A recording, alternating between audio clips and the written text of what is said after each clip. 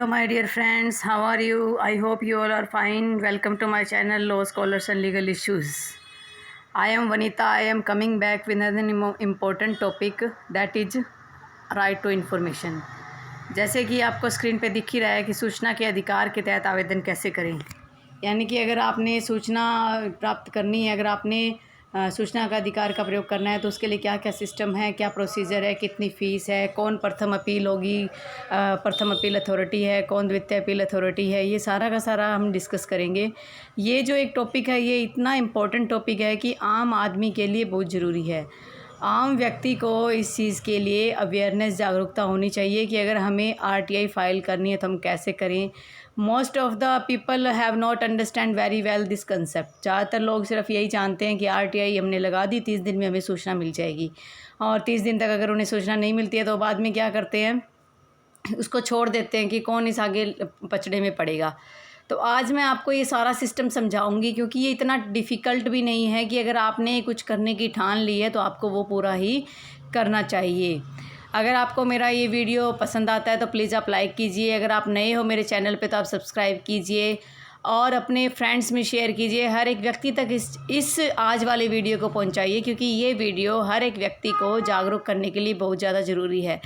जैसे कि हमारे देश में या अन्य देशों में भी क्या है कि करप्शन बहुत ज़्यादा बढ़ गया है। भ्रष्टाचार बढ़ने के कारण क्या है, आम व्यक्ति के कार्य भी ढंग से नहीं हो पाते हैं और उन्हें अपने कार्यों के लिए दर दर भटकना पड़ता है, ऑफिस के चक्कर काटने पड़ते हैं। तो अगर आरटीआई का उन्हें प्रोसीजर पता होगा तो आरटीआई के थ्रू जो है वो किसी भी दफ्तर से, किसी भी सरकारी या सरकारी एडिड, यानी कि जहाँ से सरकार से फंड प्राप्त होता है, या प्राइवेट जगह से भी हम आरटीआई के तहत इन्फॉर्मेशन प्राप्त कर सकते हैं अगर वहाँ सरकार की फंडिंग हो रही हो। अब तो जो कंपनियाँ हैं वो भी इसके तहत आ गई हैं।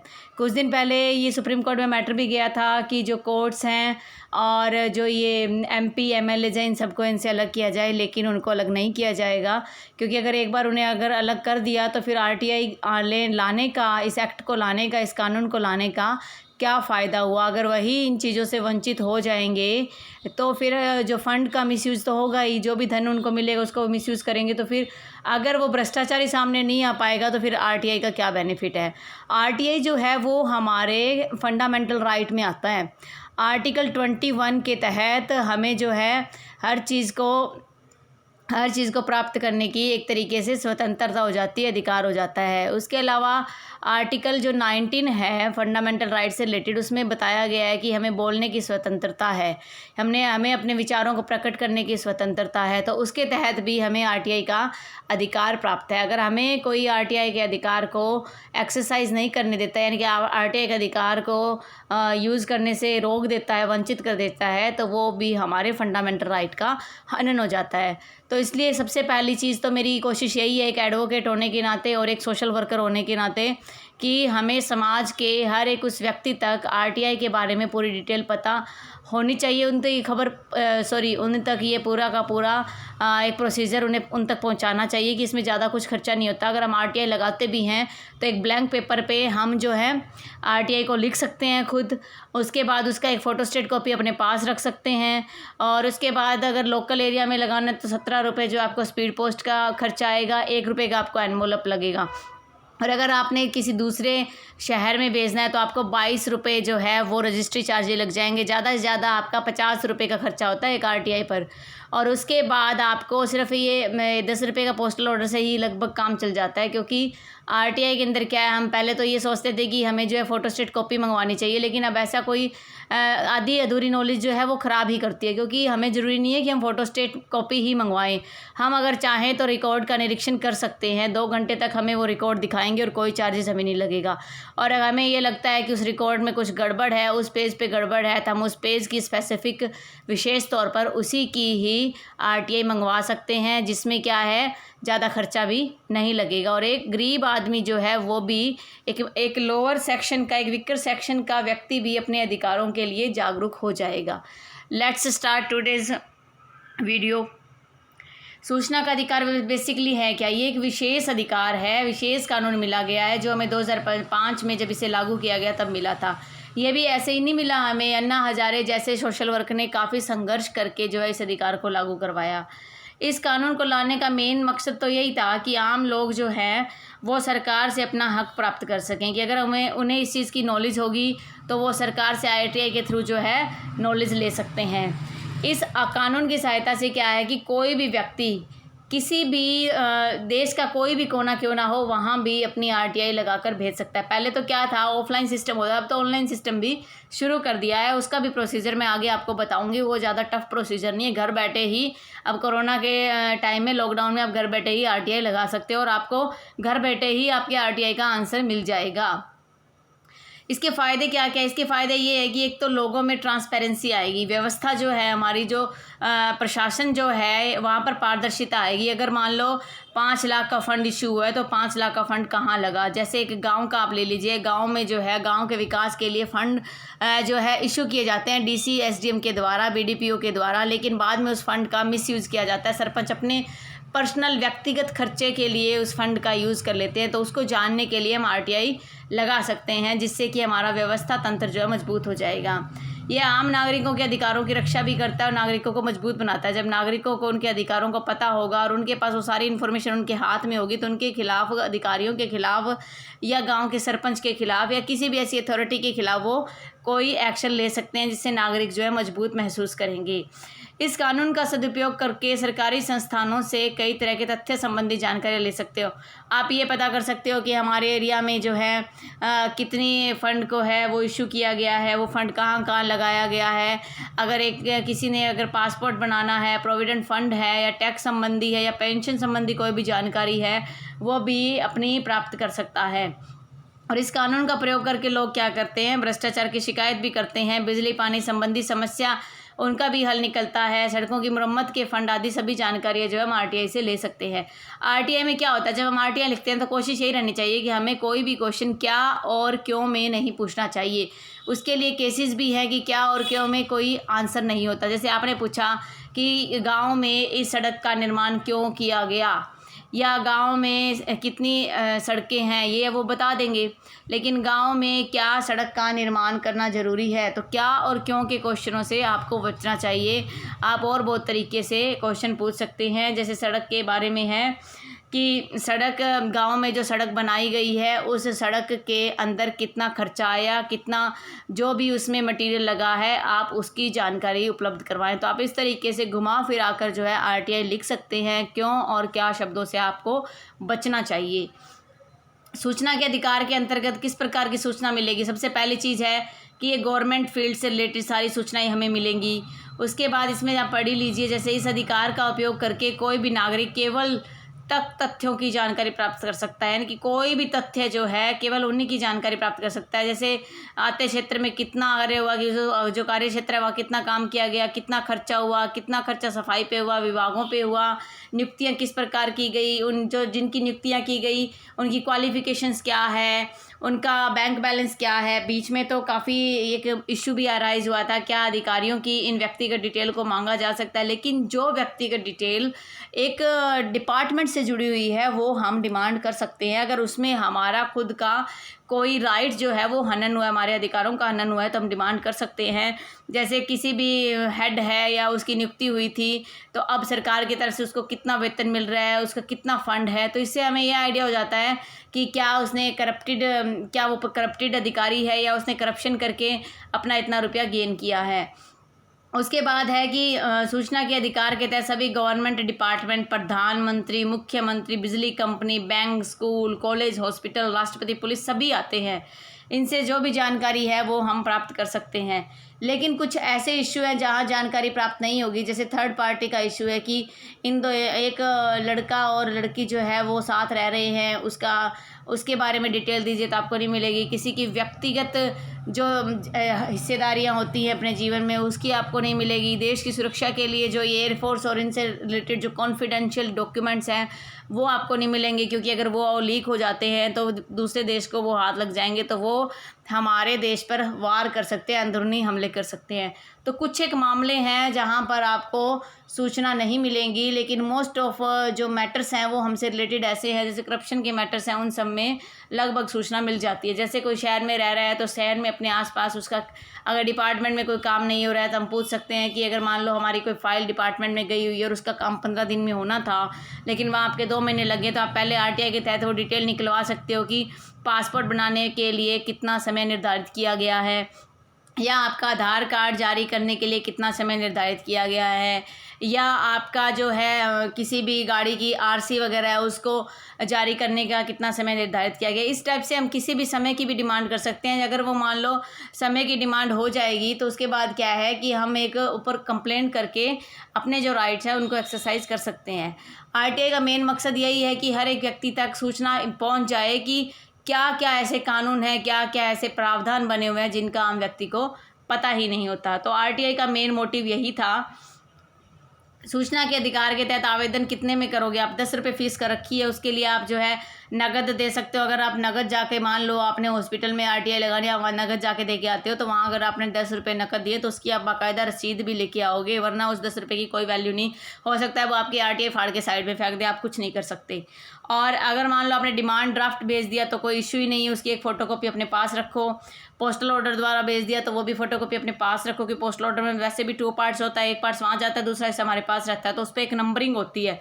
वो नंबरिंग जो है हमारे पास एज ए रिकॉर्ड रह जाती है, तो वहाँ भी हमें कोई ऐसा डर नहीं होता कि क्या हमारी RTI का जवाब आएगा या नहीं आएगा। उसके बाद जब आप रजिस्टर्ड पोस्ट से करवाते हो या स्पीड पोस्ट से करवाते हो तो ही फ़ायदेमंद रहेगा, कोरियर वगैरह से करवाने से बचना चाहिए। और अगर जो कोई BPL परिवार से रिलेटेड है तो उसकी जो है 1 रुपया भी फ़ीस नहीं लगेगी। तब भी क्या होता है कि ज़्यादातर कई ना ऐसे लोग होते हैं जिनका किसी न किसी ऐसे व्यक्ति से कोई रिलेशन होता है जो BPL परिवार से हैं, तो वो अपनी जगह उनके थ्रू RTI लगवा देते हैं कि जाके खर्चा ना लगे, क्योंकि उन्हें जो भी डॉक्यूमेंट्स मिलेंगे वो सारे फ्री ऑफ कॉस्ट मिलेंगे। ऑफलाइन आवेदन कैसे करें? ऑफलाइन आवेदन आपको भी समझा ही दिया कि पहले आप वाइट पेपर पे कुछ भी अपना RTI लिख सकते हो। सेवा में जन सूचना अधिकारी फलाना फलाना जो भी आगे उसका है, डेट है, विषय है कि सूचना के अधिकार के तहत आवेदन। उसके बाद सेवा में उसमें आप लिख दो कि मैंने इतने रुपए का पोस्टल ऑर्डर ऐसे दिया है और मुझे जो है निम्नलिखित बिंदुओं पर RTI चाहिए, सूचना चाहिए। और उसमें आप बिंदु लिख दो कि गांव में कितना फ़ंड इशू हुआ, या गलियां कैसे बनी गई, कितनी गलियां बनाई गई और उन पर कितना फ़ंड लगा। और लास्ट में लिख दो कि मुझे जो है इसका पहले रिकॉर्ड निरीक्षण करवाया जाए। बाद में दिनांक लिख दोगे, पोस्टल ऑर्डर की डिटेल लिख दोगे और नीचे आपके हस्ताक्षर हो जाएंगे, एड्रेस हो जाएगा, फ़ोन नंबर हो जाएगा, ईमेल ID हो जाएगी। तो ये भी एक सिंपल सी फॉर्मेट है जो कोई भी व्यक्ति लिख सकता है, जो पढ़ा लिखा है, 10वीं में पास है, वो भी व्यक्ति सफ़ेद पेज पे ये लिख सकता है। बाकी मैं इसका फॉर्मेट जो है लास्ट में आपको उपलब्ध करवाऊंगी, तो अगर हो सके तो उसका स्क्रीनशॉट खींच के अपने पास रख लेना, या अगर ये पूरी की पूरी आपको PDF फाइल चाहिए तो वो टेलीग्राम चैनल से आप ले लेना और टेलीग्राम चैनल को भी ज्वाइन कर लो। वहाँ भी आपको कुछ बेनिफिट ही मिलेगा, लॉस कुछ नहीं होने वाला। और ऐसा भी कोई कुछ नहीं है कि आपने अगर मान लो आपको इंग्लिश नहीं आती तो आप नहीं लिख सकते, आप हिंदी में लिख सकते हो, इंग्लिश में लिख सकते हो। लेकिन ऐसा नहीं है कि आपकी कोई एक किसी की जैसे राजस्थानी लैंग्वेज आ गई है, किसी की कोई बागड़ी लैंग्वेज आ गई कि, तो वैसे आप नहीं कर सकते।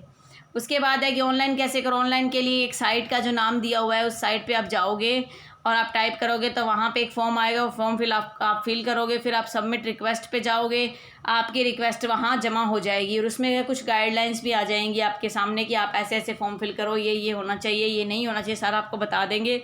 उसके बाद जब आप गाइडलाइंस को पढ़ लोगे तो नीचे एक चेक बॉक्स में एक टिक बटन आएगा कि हाँ, टिक पे कर दोगे कि मैं जो है सभी मैंने पढ़ लिया है, और उसके बाद आप सबमिट करोगे तो आपका फॉर्म जो है ओपन हो जाएगा। उसके बाद जो भी जानकारी है वो सही सही आप भर देना। उसके बाद जो भी आपके डॉक्यूमेंट्स हैं, चाहे पोस्टल ऑर्डर है, चाहे कुछ भी, उसकी स्कैन कॉपी करके आप लगा देना। स्कैन का मतलब आजकल तो मोबाइल से क्लिक हो जाता है और वही आप फ़ोटो जो है वहाँ लगा सकते हो। और पूरी तरह जब कंप्लीट हो जाएगा आपका फॉर्म तो सिक्योरिटी कोड जो है पूछा जाएगा। जैसे नंबरिंग आती है ना, जैसे 5496 HYS 24 ऐसे करके नंबरिंग आएगी, वो आप कोड जब एंटर करोगे, फॉर्म सबमिट करोगे, आपका फॉर्म सबमिट हो जाएगा और आपको एक रिसिप्ट मिल जाएगी। उस रिसिप्ट को या तो स्क्रीनशॉट आप खींच लो, या उसकी फ़ोटो खींच लो, और या उसका प्रिंट ले लो और अपने पास वो रिकॉर्ड में रख लो, सुरक्षित रखना पड़ेगा, वरना इन फ्यूचर आपके पास कोई प्रूफ नहीं है। और अदरवाइज़ क्या है कि मोस्टली आजकल जब आप मोबाइल नंबर एंटर करते हो तो उस पर एक मैसेज भी आता है। जैसे आपने हरियाणा में देखा होगा CM विंडोज़ है, राजस्थान में भी ऐसे कोई जब आप कंप्लेंट करते हो तो क्या है कि एक मोबाइल पर ही आपका मैसेज आता है, तो आप उस मैसेज को भी सेव करके रख सकते हो, या किसी डायरी में आप एप्लीकेशन का नंबर नोट कर सकते हो, जिससे कि फर्दर आपको जो है उस एप्लीकेशन के नंबर के थ्रू आप अपनी डिटेल चेक कर सकते हो कि आपकी RTI अब कहाँ पहुँची है, क्या वहाँ से इशू हो गई है, वो सारा का सारा स्टेटस आप चेक कर सकते हो। तो ऑनलाइन भी आजकल मुश्किल नहीं है, आजकल तो घर घर में बच्चे के पास मोबाइल हो गया है। चलो जो बुज़ुर्ग हैं, जो पेरेंट्स हैं, वो सिंपल फ़ोन लेके काम करें, लेकिन आजकल जो बच्चे पढ़ रहे हैं, कॉलेजेस जा रहे हैं, उन सभी के पास मोबाइल है, तो घर बैठे भी ये काम कर सकते हो। और ऐसा कोई नहीं है कि आप RTI लगाओगे तो आपके खिलाफ़ हो जाएगा। हाँ, ऐसा जो होता ज़रूर है कि जैसे मैंने एक गांव के सरपंच के खिलाफ़ RTI लगाई थी। बेसिकली मैं एक गांव से ही हूँ, और उस गांव के सरपंच के खिलाफ़ जब मैंने RTI लगाई तो उस गांव के सरपंच ने मेरे किसी भी डॉक्यूमेंट पर साइन करने से मना कर दिया, और मुझे तकरीबन 4-5 साल से हरासमेंट का सामना करना पड़ा। लेकिन हिम्मत मैंने भी नहीं छोड़ी, मैंने भी SDM DC सभी ऑफिस के चक्कर लगा के काम तो निकलवा ही लिया। ऐसा नहीं है कि अगर सरपंच आपके फॉर्म पे साइन नहीं करेगा, या गाँव का लंबरदार भी फिर सरपंच के साथ ही हो जाता है, अगर वो भी साइन नहीं करता तो आपके काम रुक जाते हैं। काम नहीं रुकते, कहते हैं कि अगर सीधी उंगली से घी निकलता नहीं है तो हमें उंगली टेढ़ी करनी पड़ती है। ऐसे ही होता है कि अगर आपके काम रुकते हैं तो आप DC है, SDM है, अधिकारियों को कंप्लेंट करो, CM विंडो लगाओ, या जिस भी राज्य में आप हो वहाँ भी एक ऐसा पोर्टल बना होगा जहाँ आप कंप्लेंट कर सकते हो, तो आपके काम रुकेंगे नहीं। हाँ, थोड़ी सी आपको प्रॉब्लम फेस करनी पड़ेगी। देखो, ज़िंदगी का हसूल है, अगर आप सच्चाई पे चलोगे तो प्रॉब्लम्स तो आएंगी ही आएंगी। उसके बाद है कि स्थिति कैसे क्या चेक करोगे। आपने फॉर्म भर दिया तो ये वही उसी साइट पे आप जाओगे, साइट पे पहुंचोगे तो आपको जो रजिस्टर्ड मोबाइल नंबर डालना होगा, ईमेल आईडी डालनी होगी, सिक्योरिटी कोड भरना होगा जो मैंने पहले बताया, फिर सबमिट कर दोगे तो वो सारा कुछ बता देंगे कि आपकी जो एप्लीकेशन है वो कहाँ पहुँच गई है, क्या आगे प्रोसीजर में चल रहा है। तो ये कोई मुश्किल काम नहीं है। अब हम कुछ ऐसे पॉइंट्स पढ़ते हैं जो सूचना के अधिकार से बहुत संबंधित है। जैसे कि आप सरकार से कोई भी सवाल पूछ सकते हो, लेकिन कोशिश करो कि क्या और क्यों में ना पूछो। सेकंड, कि किसी भी दस्तावेज़ की जांच कर सकते हो अगर वो कॉन्फिडेंशियल नहीं है तो। अगर कोई गुप्त दस्तावेज है उसकी आप जांच नहीं कर सकते, आपको साफ तौर पे लिख के दे देंगे कि this information is confidential, so you can not access the record, या आप इस रिकॉर्ड की जाँच नहीं कर सकते। आप जो है किसी भी डॉक्यूमेंट की सर्टिफाइड कॉपी एक स्टैंप मार के और वहाँ के अथॉरिटी के सिग्नेचर की से कॉपी ले सकते हो। और आप जो है सरकारी कामकाज में हर एक चीज़ जो वो यूज़ करते हैं वो सारा का सारा रिकॉर्ड भी ले सकते हो फ़ोटोकॉपी के थ्रू, सर्टिफाइड फ़ोटोकॉपी मिल जाएगी। और किसी भी काम काज का निरीक्षण भी कर सकते हो, वो आपको मना नहीं कर सकते, हालांकि करवाते नहीं है कर्मचारी, लेकिन हमें अड़के रहना पड़ता है और हम चेक करके ही रहते हैं। सूचना का अधिकार अधिनियम में 30 दिन में आपको सूचना लगभग मिल जाएगी। आज मान लो आपने 3 तारीख को अगर आपने रजिस्टर्ड करवाया तो 3 से आप 30 दिन ऐड करोगे तो कितने बन जाएंगे, 33 का मतलब अगली 3 तारीख तक हो जाएगा। तो जो रजिस्टर्ड टाइम है, जो उन तक पहुंचने के जो 4-5 दिन लग जाते हैं वो एक्स्ट्रा काउंट किए जाते हैं।